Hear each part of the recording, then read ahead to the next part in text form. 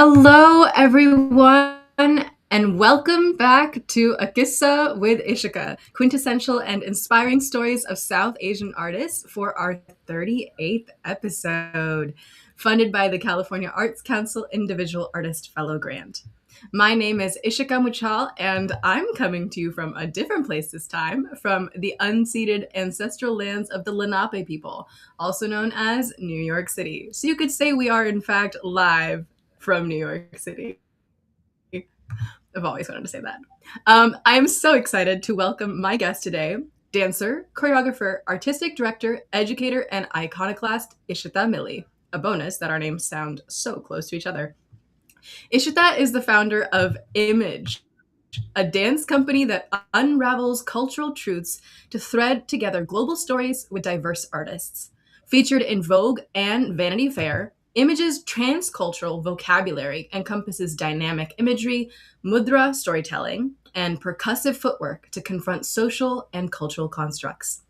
Ishita's work has reached international stages, such as the new Victory Theater, Lincoln Center, Seattle IDF, World Arts West, and Tempe Center for the Arts, as well as commercial campaigns for NBCuniversal, Ben and Jerry's, and IndoWarehouse, and theater with Broadway Bears and Asolo Rep.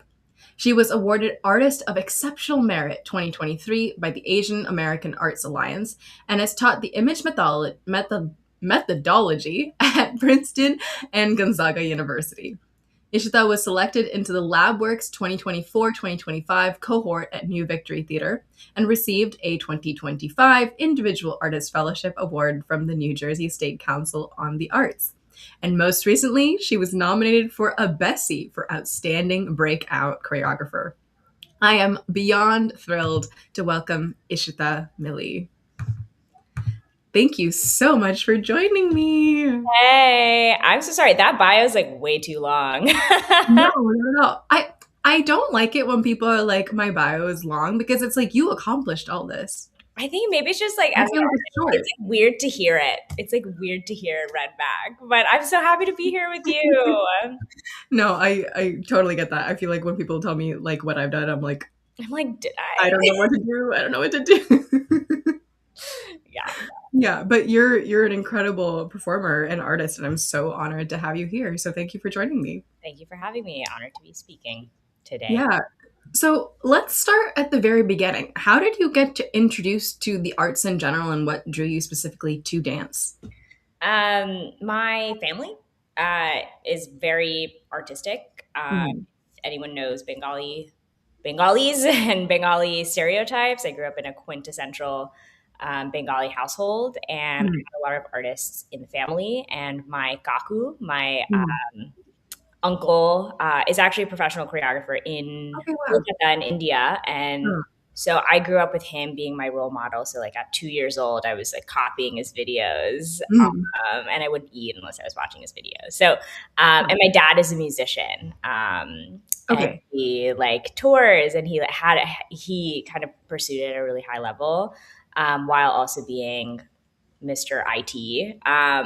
And so I was always like surrounded by really high quality Mhm. art. So I was like really born out of the womb dancing. Yeah, that's beautiful. I mean, I think every dancer has like a memory of, seeing someone else perform and being like, I love that. I want to do that. Yeah, Yeah. I'm very much a product of like the early exposure that I had. Mhm. Yeah, that's beautiful. And what made you decide that like you want to pursue this as your career? Well, to be honest, I really tried to not pursue it for a long time. It was something I was fortunate to have such access to it when Mhm. I was young because of my family.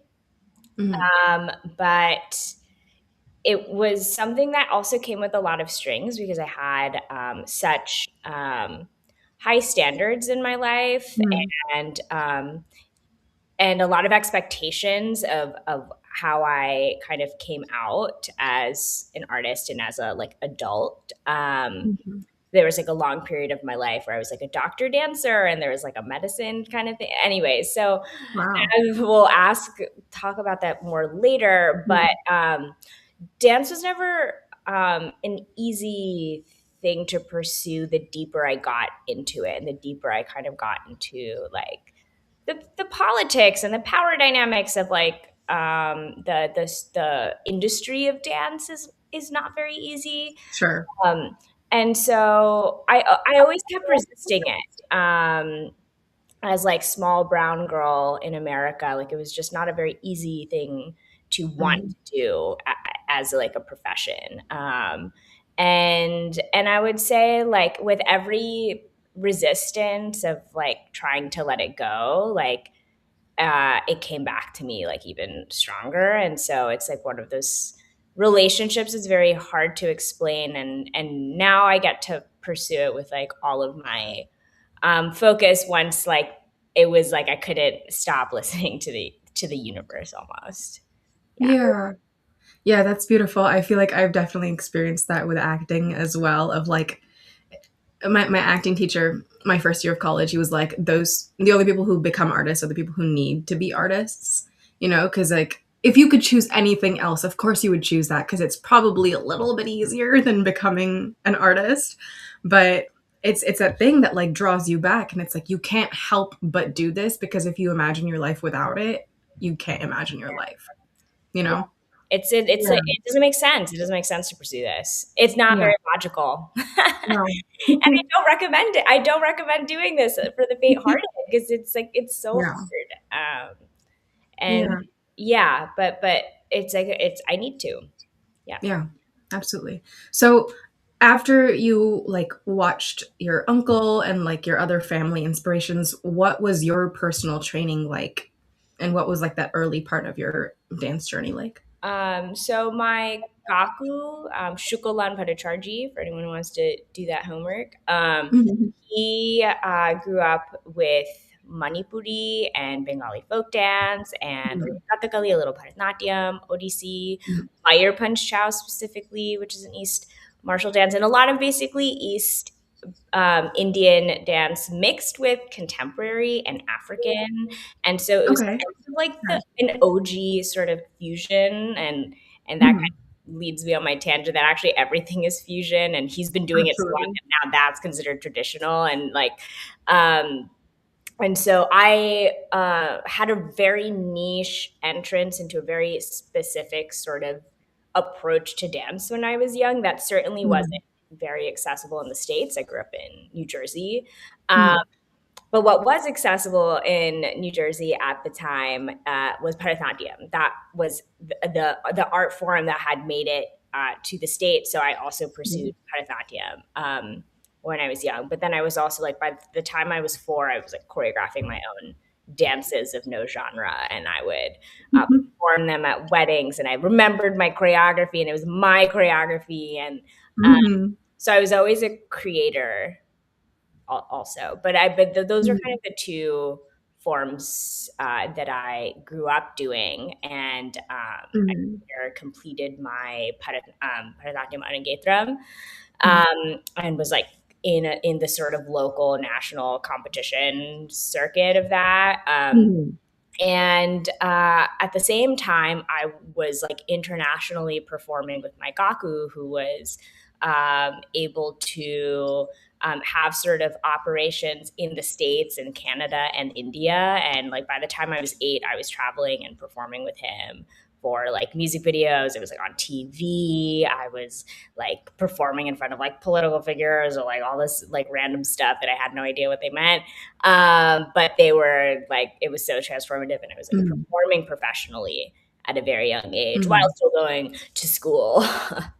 Yeah, that's incredible. Like balancing all that, and I feel like at a young age, you have no idea the significance of what you're doing, like you were saying, but it's still like such a profound experience that you had. Yeah, I feel like now I get to like look back at those times and like appreciate how niche of like an experience I had, and how I Mhm. had access to these things that a lot of kids didn't have at that time. And Mhm. like so much of what I get to do now is because of that privilege and that yeah, that access, like access to so much to like transform like your understanding of what you can do.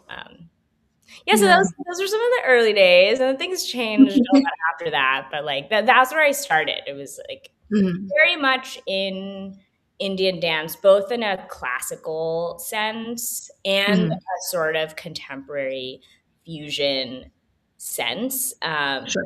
And those two things didn't always mix. So there Mhm. was always also like friction in the dance upbringing that I had, of like, oh no, that's not how you're supposed to do this. Oh no, that's not how you're supposed to do this. Oh, that's like not pure dance, or like that's Right. like disrespectful. Like I also grew up with a lot of that, which was very challenging as like a young girl. Yeah. Yeah. Yeah, and I think that's so interesting, like going kind of back to what you were hinting at earlier about like how everything is in a way fusion. And I think like we as dancers can only do the dance as we are in our lives, like in our space. Like we have to continue bringing the dance with us into the generation that we live in. And I think like for example, like when I was learning Bharatanatyam, I was really lucky to have like a teacher who encouraged us to not only do the classical training, but also meld it with contemporary art forms. Like we would do like a salsa and Bharatanatyam fusion. Like, you know, we had that freedom. And I think Mhm. that's so important. And just from like what I've seen of the work that you do with image, it's such a beautiful transition that you've like allowed that kind of like mentality of separating dance worlds to Yeah. go away and create your own thing. I think Well, that's beautiful.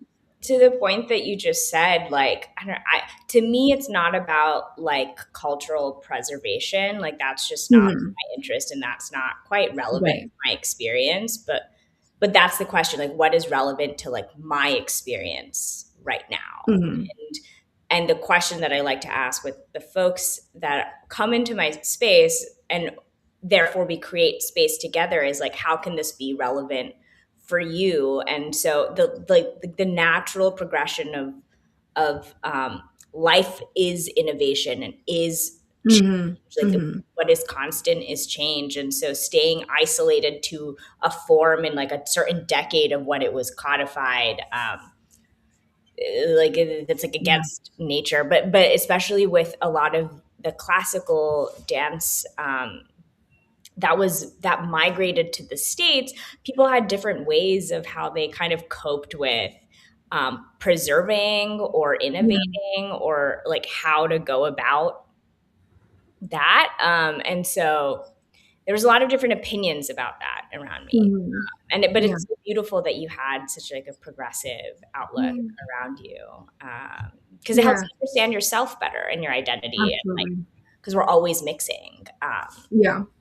I mean, I think what you're saying is like the epitome of like the immigrant experience, not to like rabbit hole and tangent here, but like I love do we keep alive what the exact time period of when we left a country, or do we allow that to transform as we progress in our own lives and our children's lives and beyond? But anyway, things. yeah, just like a little food for thought. So But but going back to choreography, I know that you said you started making your own pieces and performing them. What was kind of your transition into choreographing for other people, and how is that process different from when you just do it to yourself to when you're thinking about creating something for other bodies? well, if you start at the like 4-year-old timeline, so I like started really creative, and then I would say once I really got serious about training, I so like the creative choreography part of me like kind of became dormant. I almost like fell out of love with Mm. dance for like a large part of my puberty. I mean, I was doing it, but having to like learn the like rigid technique and really serve other people's like interests as like a body in someone else's vision, like I stopped Yeah. creating for like a decade or something. And then Mm. when I discovered the hip hop world in my like late teens, then I discovered um, freestyle and Mm. groove and like personal expression, because hip hop is so rooted in oppression of like the Black community in America, Right. and like being able to be a part of understanding like the tools of that language unlocked like my what has now become my choreographic journey, which is so rooted in personal expression. Mm. Who am I right now? How am I evolving? And who is around me, like discovering that with me. Yeah.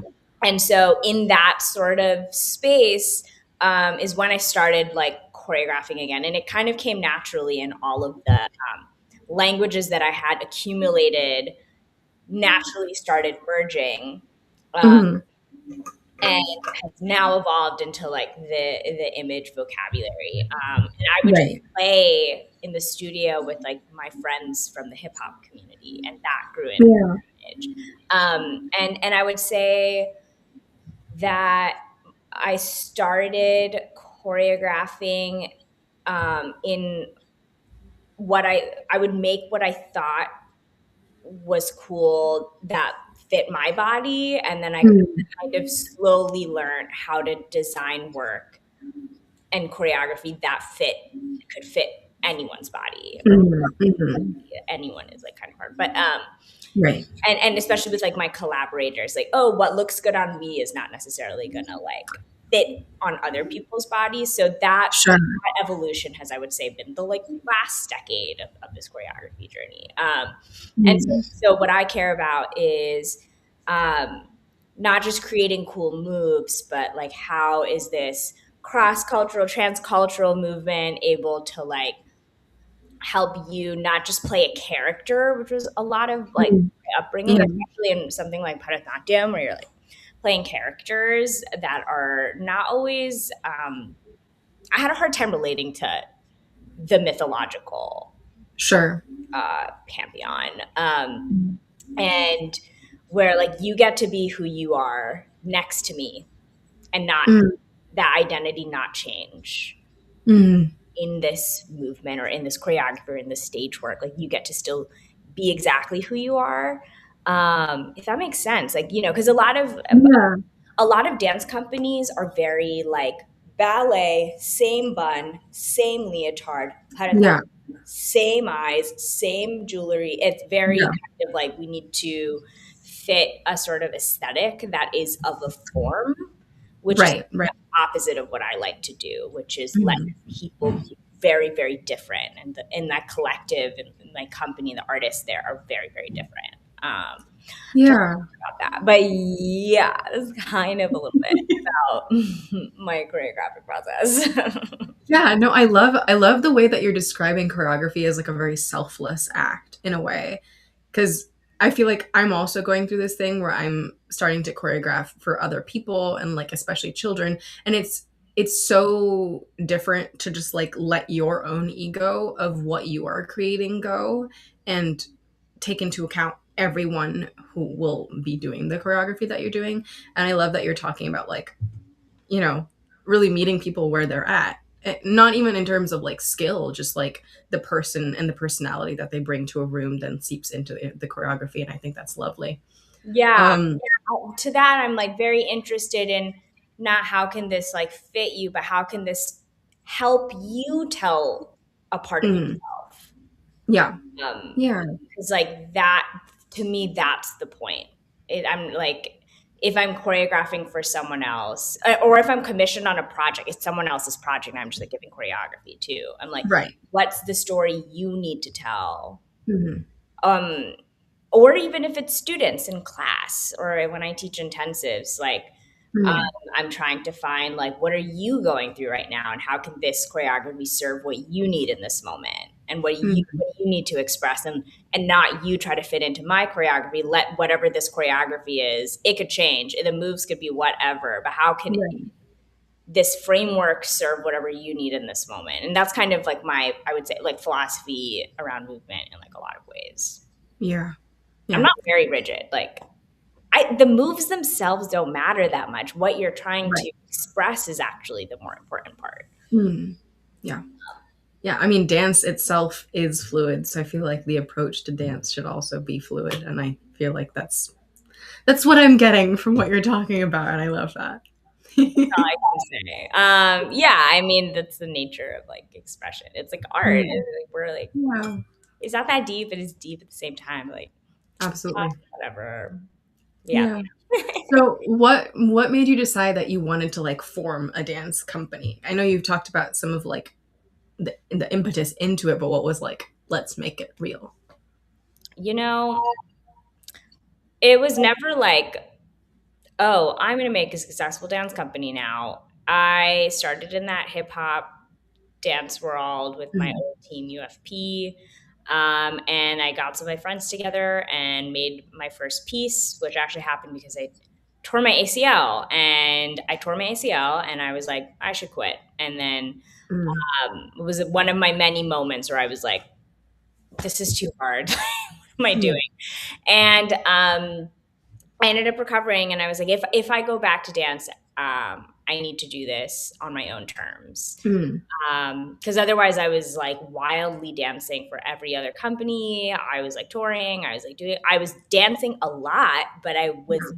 not having a very good time. And I think it was more that I didn't feel like the whole of myself was anywhere. Like parts of Sure. myself were in all these different spaces, but there was like no space where I could like fully um, be in my identity. Yeah. And what is You're identity? like on I a don't know. dance agency. Yeah. Yeah. And so it's all been baby steps, like one tiny foot in front of the other, a couple of steps back, one step forward.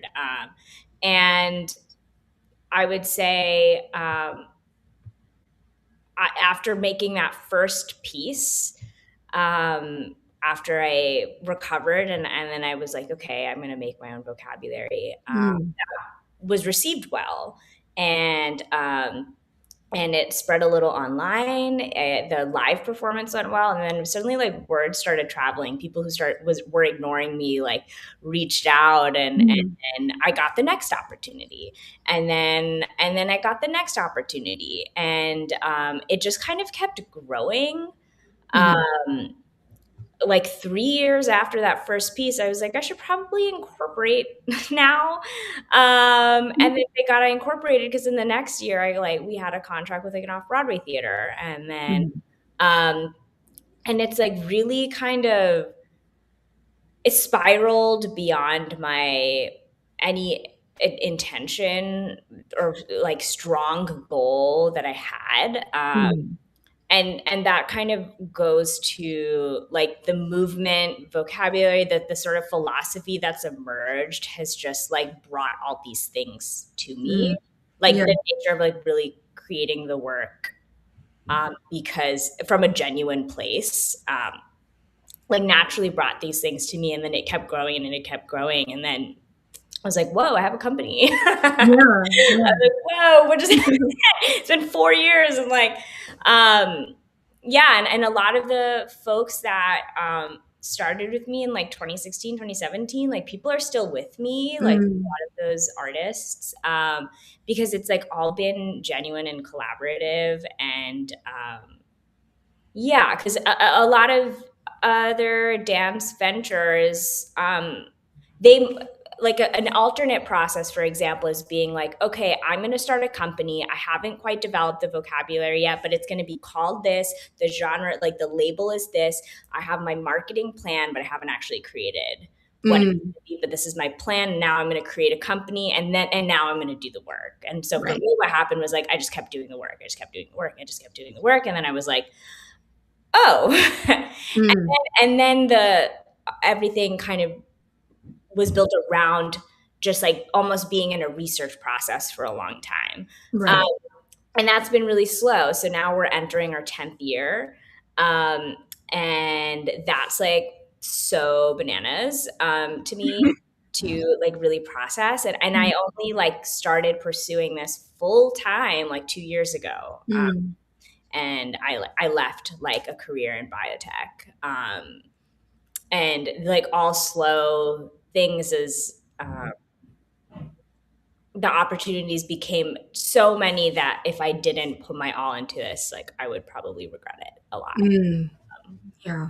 And Yeah. yeah, I think like um, in especially this like mix of genres that I live in, and for anyone who's like tuning it, like my work like takes elements of Indian classical, martial arts, and hip hop and street styles, Mm. to like invent a new vocabulary. And like, if I had wanted to pursue that 10 years ago, like there was no place to do that. Mhm. There was Mhm. no genre of that. Even pursuing a dance education was like, I didn't want to fucking do ballet. Right. And so I like there was nothing to jump to. It's been so slow so that I could carve a space for like this language that I'm building. Yeah. Yeah, I'm sorry. I don't know if I'm allowed to swear. I won't do it again. It's okay. It's okay. Well, we're meeting each other where we are. Yes. Yeah, I love that because I think, like you were saying about 10 years ago, that space wasn't receptive enough for Indian dance, let alone like another brand of Indian dance as you've created. And like you're saying, like the work comes first, and that's really important. I'm also thinking of like my own ideas and ventures that I have, and that's such an important thing to think of, like not just the branding and the name and the logo, but also like what exactly are you trying to do with it. Yeah. That's so much more important than just like getting it registered as an LLC.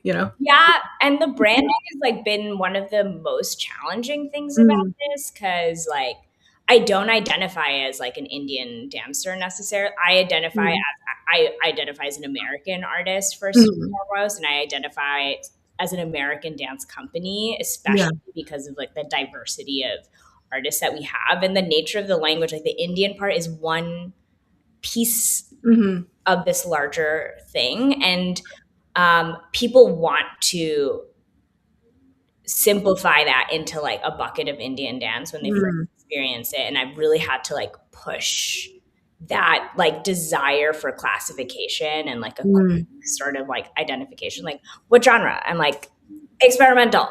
Right. Everything. Like, yeah, it's everything. I hate the word fusion. Sometimes like that has to do the job, but Yeah. yeah. So like, but I believe in the work. Hmm. Yeah. That's so interesting what you're talking about. Like, just trying to like classify, I think an artist in general is such a futile practice. Especially since, I mean, of course, there are artists who are like dedicated to one discipline, but I feel like in this day and age, so many artists are multidisciplinary. And I'm like, I'm running out of things to put in my Instagram bio. Like how many hyphens and dashes can I have? No, And literally yeah, hyphen culture out here. yeah, yeah. But I also love that so many of the people in Image are the same as when they started. And can you just like talk to me about how you kind of created your initial collaborators and what you look for when you're working with people, whether that be dancers or directors, venues, designers, whatnot? I'll start with the core artists that I'm like so Mm, lucky to have. I mean, started as friendships, mhm, and I think as like technical performative artists, I always had like a gut feeling about someone who had a certain range of versatility mhm, where they weren't locked into a label culture and their movement wasn't actually locked into a mhm, like label culture, and most of my instincts were right and they unfolded over like many years. And I think yeah, like the first or second year, my those friends, that initial like starting group, they're like, I don't know what you're doing, but like whatever. And they were just open. They didn't like yeah, question much. And then as we kind of kept getting more, they're like, I don't know, I like it. yeah. It just kind of kept going. And only this year had I actually held public auditions. Mhm. And but otherwise, before that, I was like spying on people, or someone had watched us for a long time and then like messaged me on Instagram, and then I like saw Mhm. their stuff. I was like, come to rehearsal, let Cool. me see what I Yeah. can do. And so it's all been very like organic, but um I think there's a sense of, I think we're all like very much a family, but also we're all kind of like nomads that don't really fit in Mm. conventional spaces. Sure. Yeah. Like beyond this space, like we might dabble in other artistic groups and practices, but there aren't a ton of spaces for like such an eclectic Mm-hmm. kind of like mix of people. Yeah. So I feel like I really love for my like performing artists that work with me, like I love people with strong personalities and very distinct personal movement, Mm-hmm. Mm-hmm. where you can hold your ground next to me, but you have your own personality and movement style Sure. that like I love individuality is really what I'm saying. Mm-hmm. Um, Yeah. and then I think What that you're saying is like conjuring, sorry, this image for me in my head of like, I'm gonna show off my inner nerd right now, but I'm thinking of like stats, how you have like a scatter plot or like, like the box plot and how everything, like each one has like an outlier, but there's just like a bunch of plots coming in like a circle and the outliers are now in the circle together. And that's how you form no, the company. literally, Okay, I'm a nerd. I was full on chemistry major, great. deep in it, and so I love that, and that I think that I love that you just brought that word into like my sphere. Like we're outliers, Hmm. we're like this like rowdy band of outliers. Yeah. And so with that, it's like it's a shock every time I get a new opportunity. Like Hmm. I'm like, we're a rowdy band of outliers. Like, Yeah. and now we're like on this fancy stage, and now we're like like bringing that into concert dance has been like so crazy. And I think like with that, there were a lot of people in the process that were like, you're not going to be able to do that, or like, that's not going to work, or they're not technical enough. And like really protecting them from a lot of Mhm. that pushback. And I think staying true to like this individuality is also what has brought us the best collaborations with venues and artists who like saw that Yeah. vision. And I always, for anyone that I'm working with, look for like value alignment. Mm. And so if we're not value aligned, then it's like not going to be a right fit, and that's okay. Mm. um but that's like no matter what skill set, whatever, everything else kind of comes out of you. Like, you could be the most talented person, but if we're not value aligned, I don't care. Yeah. It's not gonna work. So that's always like been like a grounding thing. Yeah. Yeah, that makes a lot of sense because it's like I feel like talent isn't a lack, it's just like an alignment Hmm. issue. Yeah, Yeah, for like sure. there's other places to be like the most talented person in XYZ, but Yeah.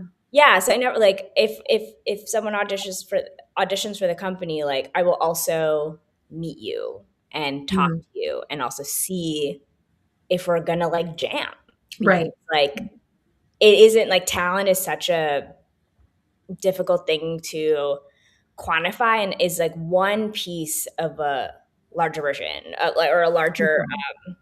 picture of things that you need. Like, are you nice to work with? Are Yeah. you like, responsible? Are Mhm. you reliable? Can I trust you? Can you Mhm. trust me? Can we like be able to talk about difficult things together? Can we disagree, and like, Mm. and how do Yeah. we disagree? Yeah, like all of those things are like equally in the picture, which is like a tool set that's in no matter what career or industry you're in. These are things that you look for in collaborators in a Mhm. workplace environment. Yeah. Yeah. Yeah, because it's not just an audition, it's like it's a you're developing like a family, really, of And it's artists. a family and a workplace. And that's Mhm. been a challenging thing for me to Yeah.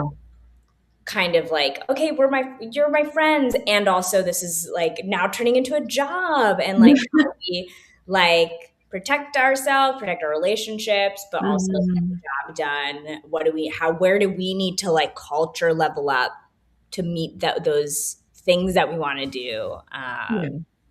But yeah, I'm so grateful. I really have like the best people Yeah. around me. I think I'm curious, like, just selfishly, on this next question. When you are working with friends and you're developing those relationships that change from, well, not change from, but add professional to a friend level, how do you like maintain your sense of authority without it being like authoritative, if that makes sense? Girl, I have learned a lot about the subject matter that you're asking for. Please share. In the last 2 years, especially that I've, gone full time and this has really become my job, Mhm. that those relationships change. Mhm. And that culture, I set the culture actually. And I think it was a very hard thing for me to like take control of that. Because otherwise I just want to be friends. Right. Um, and making that transition was very, very difficult. And it also comes with like loss, and it comes with like the Right. nature of change, that the way that we interacted in the past is not exactly how we can interact now. Mhm. Because like I'm playing several different roles in a lot of people's lives, where I'm your Right. director, I'm your mother, and I'm a friend, and probably need to cut mother out. And how do we kind of like become like friend colleagues and be able to have Mhm. a Mhm. colleague relationship in a healthy way, because like we have to get the job done. Right. And also we'll go to brunch, but we Yeah. also have to get the job done. And so that's kind of the challenge of something like that's born from such an organic place. Like I Mhm. didn't define friendships or like whatever, it just all happened. But now I'm kind of setting like a work culture that is Yeah. very warm and still friends, and also this is my space, and um, we have to get the job done. Yeah. Yeah. And and also I want, and also at the same time, everyone gets to make their voice heard, and it's our space. Like it's like all these things like live together. So yeah, a lot of like boundaries, a lot of like, okay, you could have a terrible day today. How do you communicate that? How do you Mhm. show up if you choose to show up? What do you take into the room with you? What do you have to address? Like all those Mhm. things are um, challenging in a industry where its expression is the job, like Right, we're right. expressing, and so there's such like everything can feel so personal.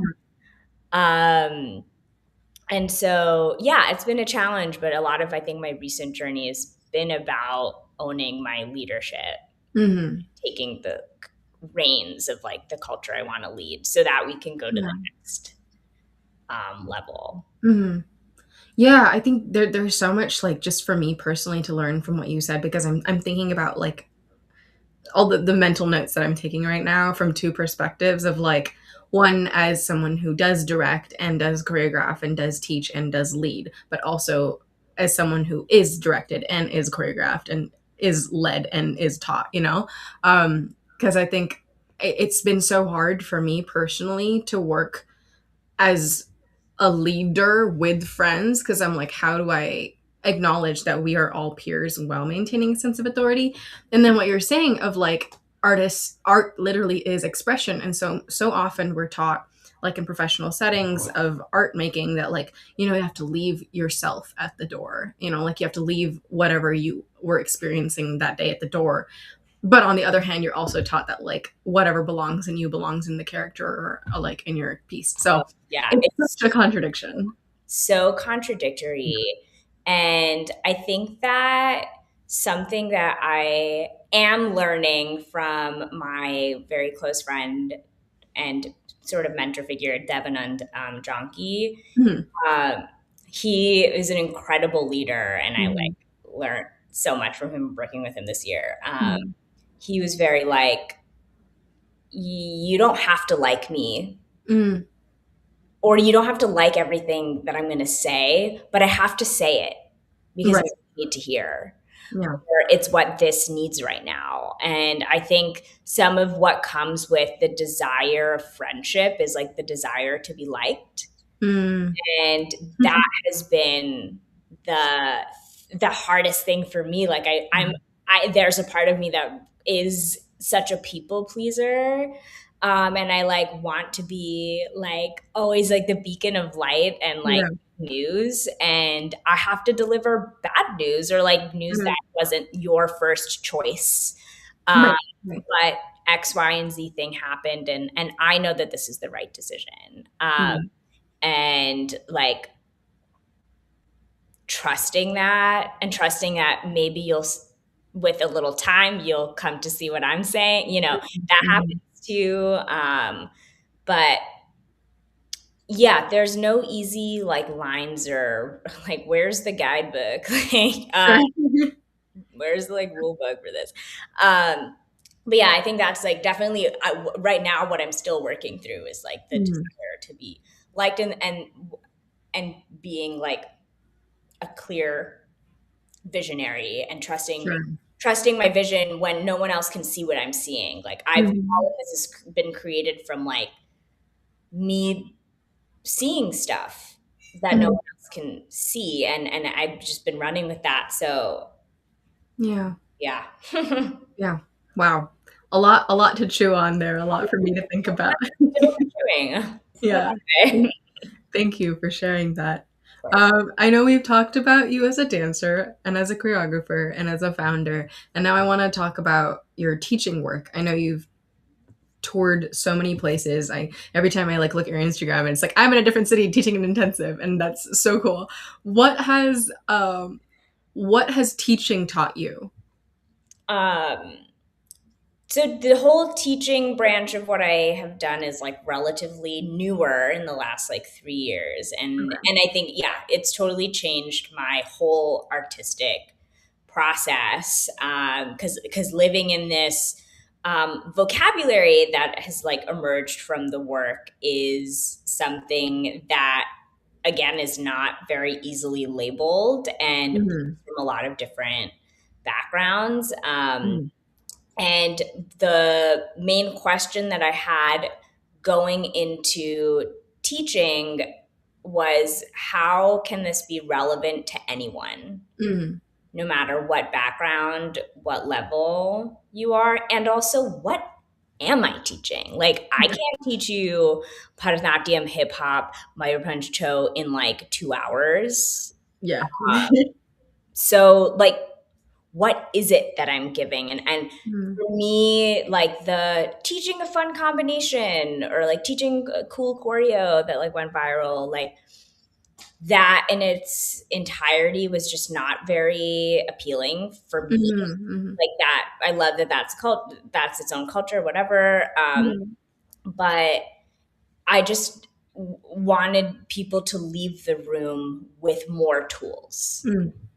to be able to better experience their reality, to be a better artist, to be more equipped to like be able to like just use their body and connect like Mhm. what's going on up here with like what's going on out here, which Sure. I find is like a more and more prevalent need for people. So that those are the questions that I went into teaching. Um and then what's emerged is like, oh my God, I can't, there exists a possibility of like a movement approach that really can, it is able to like help people connect to themselves better no matter who you are. Mhm. Mhm. And teaching, especially in a lot of different places and different demographics, like each taught me that in a different way. Yeah. Okay, so we're going from like the random beginner tech bro to like the 5 year old outside in a park to Right. these white college students in like Washington to a lot of South Asian women who have backgrounds in classical dance, but also like have kind of trauma and identity Mhm. things from that background, and they're like disconnected from their bodies, and all of these different kind of like people that I've been able to work with. Yeah, I think that the idea of personal storytelling, and the what I was saying earlier about the choreography being but a tool for you to discover your own story and your own Yeah. needs, and for dance to be a way to like actively check in with yourself. Mhm. I think that's opened up what I think is the real impact of this work. Yeah. And I think like now my journey is to create a more clear methodology around this. So it's a little bit more Mhm. um, comprehensive and able to be passed down to other people to continue. Yeah. And I think that the nature of some of that stuff has been naturally touching on psychotherapy, anatomy, Mhm. physical therapy. And so I'm really seeing like beyond just dance to a larger sort of health and wellness Mm. kind of thing that's been emerging out of this teaching journey. Bringing the biotech back in. I know she's coming back. She's coming back into her scientist roots. I've Yeah. always been a scientist. Yeah. I was pursuing a sort of doctor pathway. I was like, yeah, Yeah. this whole like medical school track, Right. and I think like a part of me is coming back to that in a way, because I think like in these very um, digital times, and in this like very rapid innovation era, and but at the same time we're going through war and we're going through loss and we're going through a Yeah. lot of grief, and like I just feel like I would have been lost as another doctor. Like, did the world need that? Another Mm. doctor in the hospital? Like, um, I feel like there's another really important version of healing that like we need Yeah. right now. Yeah.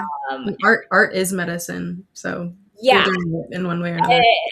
and and I think I've now been able to see it be that for Mm. people, and so um, and like help kind of people wake up to like where they are right now, and Mm. like shocking. Like people have like brought things into the room that like they haven't told anyone, or like Mm. people like came into class like going through a divorce or like going through a breakup, or they're trying Mm. to be a professional artist, or they're just exploring, and like people go Yeah. in with all this stuff. And Mhm. oh my God, someone just said integrative health. And like literally, that's what I'm talking about. Like, Mm. I just feel like medicine is so isolated as a field, Mhm. to, okay, you have this problem in your right arm, take this medicine or put this ointment on that part. And just like our mental health and our bodies are so disconnected right now. Yeah. We're going through skyrocketing mental health problems. And I really believe that, our relationships to our bodies are like connected to our mind, and Absolutely. dance is like such a visceral way to like face that and Yeah. reconnect that. And so oh my God, like, it's like so much. Oh my God, I'm like on my philosophy bag right now. But it's equally been feeding the choreography stuff. Like this is like my philosophy of dance, and it Right. Right. affects every single thing that I do. Yeah. And so that is where I'm at right now. Mhm. Yeah. I'm wondering with this because I feel like you have such a clear vision and like vocabulary that you've developed within your company and when you're working one on one with like other people.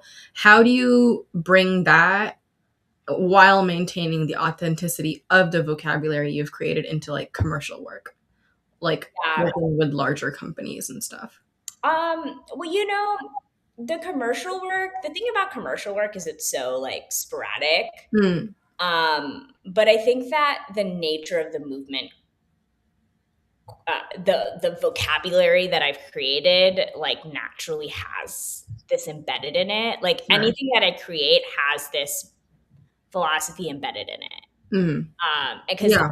if I'm working with any person, I treat them in that way, and I work Mhm. with you in this way, where I'm not just like trying to make you dance like a puppet. Right. Who are you? What are your skill sets? Because especially in commercial projects where I'm working with other people, sometimes I'm working with just actors who don't necessarily have like a dance Right. background, or it's my company, but we're working for like a brand, but usually that brand Yeah. is working for us because of our unique vocabulary. Sure. Sure. And it's the vocabulary and this emerging philosophy or whatever is what has brought these things to me, Yeah. which is how I feel about most of my work. Like it's Right. because of this thing. Otherwise, you would just hire another. Yeah. There's a million choreographers like who can just like make you some moves and they'll Sure. do that. But this is what makes me different. Mm. I don't think that many people are thinking in this specific way. There's even Mhm. now more people who are like, let's say, bringing Indian classical and street styles and fusion is like a wide thing. I don't necessarily know how much I'm innovating, but like, but the philosophy and the way that I like to work with people, like that's Right. my sort of signature. Yeah. And how have you learned to like trust your artistic voice? Girl, Long sip. you know, it's a process that like waxes and wanes. Mm. But I think it's kind of goes back to that need piece. Like I need to be an artist. Mm. And being an artist forces me to connect to my voice, and I've been learning how to use my voice, and I think um, right now I'm trying to get louder with my Mm. voice. I trust it, but I want to get louder, Yeah. and I think one of the things that I do that helps me in trusting myself is that I like to point out moments of like synchronicity of things that fall into place naturally. Yeah. Um, and I never punish myself if something goes wrong. Mm. Or I always think that everything is the lesson that I needed to learn in one Mhm. time. So let's say like I mess up a move on stage or like something goes wrong or blah, blah, blah. Like I accept that performance for that moment Mm. that it happened because every single performance is a moment in time with a particular audience and a particular temperature, and the floor is a certain thing and my costume is this thing, and it's such a multitude of variables in that one moment. It's such a Yeah. privilege to have that moment and to be live in person with people. Like whatever happens on stage today is what happens, and my job is to show up Yeah. best of my ability today. And if it doesn't go exactly as I want, which it almost never does, always something crazy happens. Something crazy happens. Something we didn't prepare for. Something we didn't rehearse for. Something there was like wind today. Whatever. Like, Right. Right. and you can't predict those things. And Mm. so, like, I really trust that what's meant for me is meant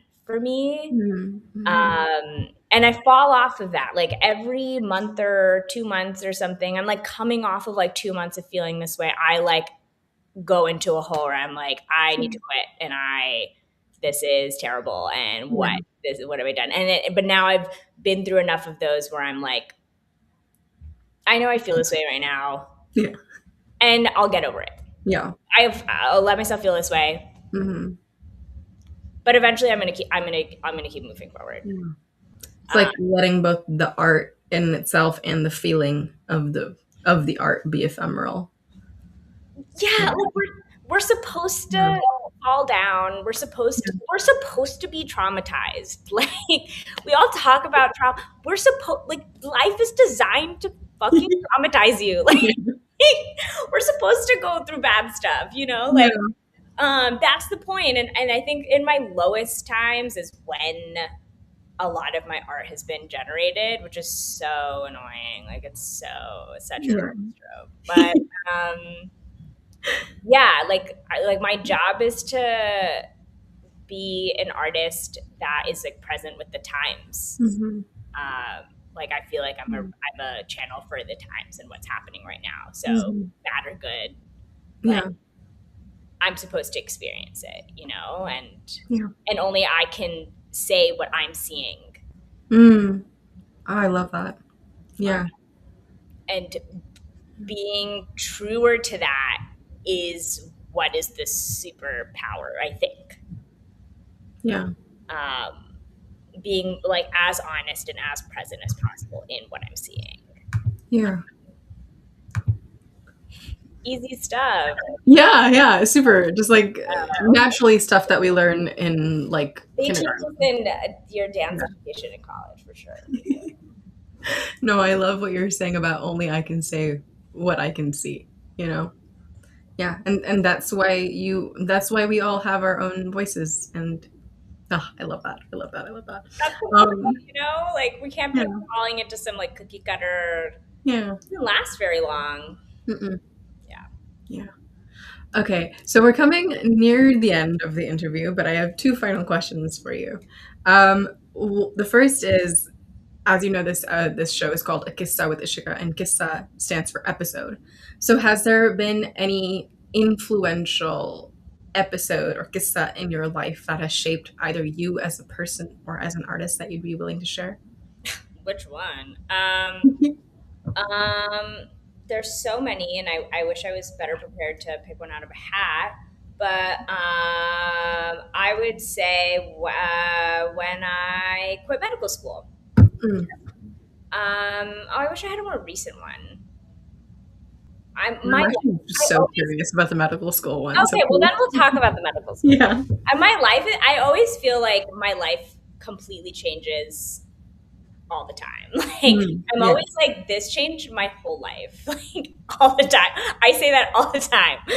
Um, Thanks. We have which to like shed layers. yeah, and I think like there's like months where I'm like, I feel like I just lived 10 lives, Mm. and I think like I think that's so cool actually Mm. now. And like those 10 lives, not all of them were super fun, but I Sure. feel like I lived 10 lives, Mm. and like what a gift to be able to like experience so many things, like the sorrow, the joy, the connection, Mm. the loss. Medical school was I think one of the greatest obstacles and privileges that I have in my life are my loving parents, who have sacrificed everything for me to Mm. have the life that I have. And the scariest thing for them ever was for their little tiny little cutie daughter to pursue one of the most unstable, volatile careers, an unsafe career she could Yeah. possibly have chosen.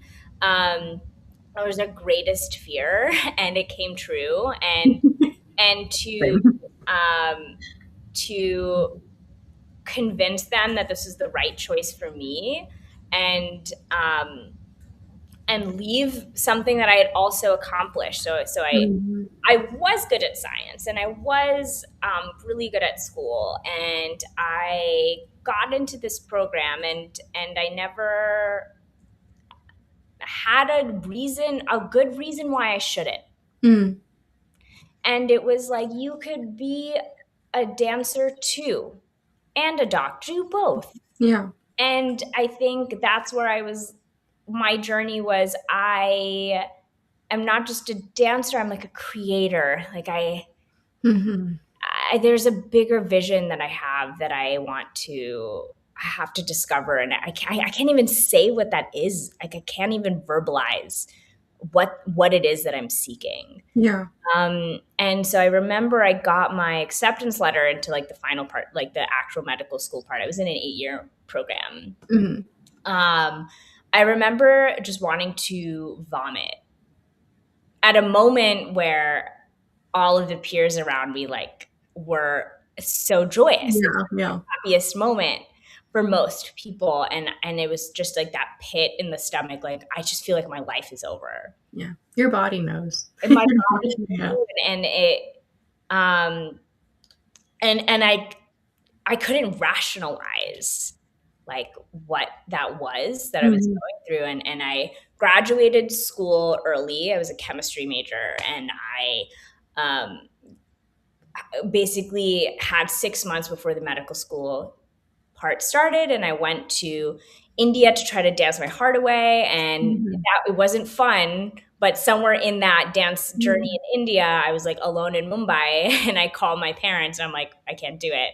Mm. Um, and they thought I was absolutely insane. And I think from there, it was like slow pivots and a real hit in our relationship, that I feel like once I started creating, and I pivoted into business school and like still pursued a sort of career, but one that was more flexible to allow me to Sure. build image now.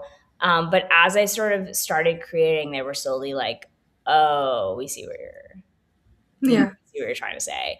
And not that it's perfect now. I mean, this is still absolutely insane career, but I feel like having to stand up to my voice and Mm. find again, I had no connection to an artistic voice at that time. Mm. I was trying to find it. I was like, I think I'm trying to find something, and like stepping into my voice, like with my family, was like the first step.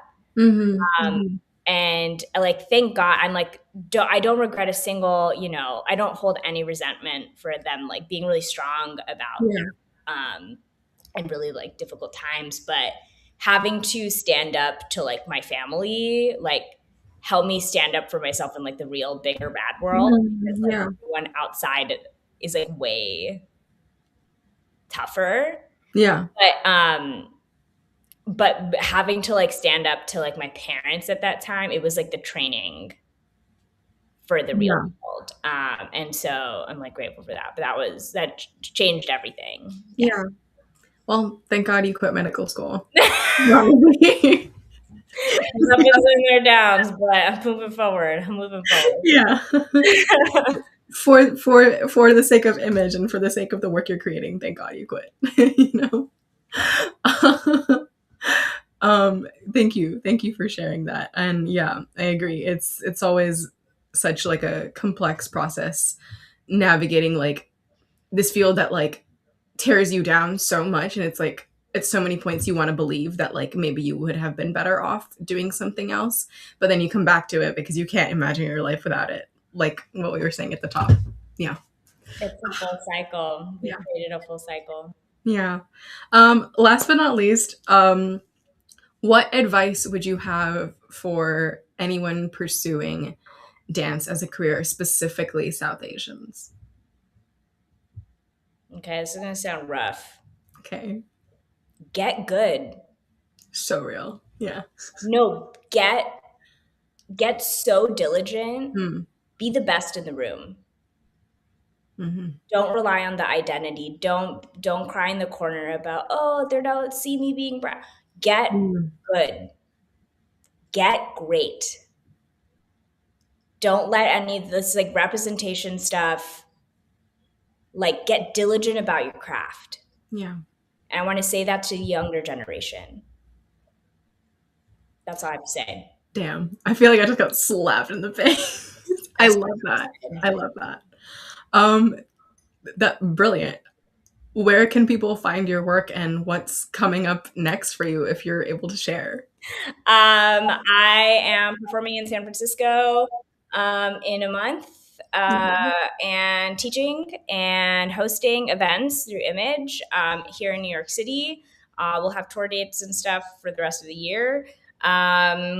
And you can find me at Ishita Mili on Instagram. What's more poppin' is my newsletter. Go to imagedance.com. That's IMGE Dance. And I give the inside scoop of what's going on in the day of the life over there. Beautiful. And find Image on Instagram and YouTube. Image Dance. Beautiful. Thank you so much. This was beautiful, and it's so crazy to like be talking to someone whose name is literally one letter different from you. Yeah, that's so funny. That's really funny. But this was such like a heartfelt conversation. I feel like I learned so much from talking to you, and just like your experience and like from the work you've seen. And I mean, I've heard so much like about you, and I've seen so much about your work from like Ramita and other people who've like worked with you, who's also been on our pod. But this was magical. Thank you so much. I appreciate it. Thank you for having me.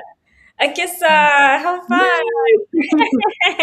And thank you so much for everyone who tuned in, and stay tuned for an announcement on the next podcast. And as my favorite podcaster likes to say, stay kind to yourself. It's hard out there right now. Yeah. 100%. All right. Thank you. Thanks, everyone.